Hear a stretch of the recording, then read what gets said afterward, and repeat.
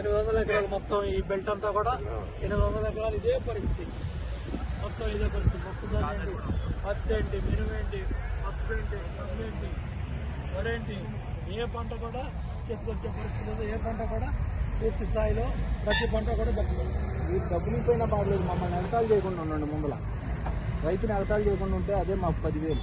మీరు ఏదో ఇస్తున్నారని మేము తీసుకుందామని మీరు ఇచ్చిన అయిపోయినా మేము వ్యవసాయమే చేస్తాం. మా పని ఇదే.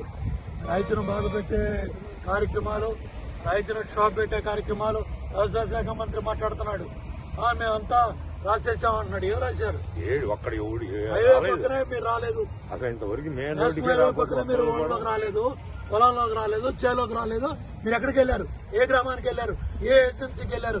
ఏ రూరల్ ప్రాంతానికి వెళ్ళారు? ఏ వెనకబడ్డ మండలానికి వెళ్ళారు? ఏ వెనకబడ్డ ప్రాంతానికి వెళ్ళారు? ఇదంతా కూడా ట్రాష్. అబద్దాలు చెప్తున్నారు, అసత్యాలు చెప్తున్నారు. ఇంకా ప్రజల్ని, రైతుల్ని మోసం చేయాలనే ప్రయత్నం చేస్తున్నారు.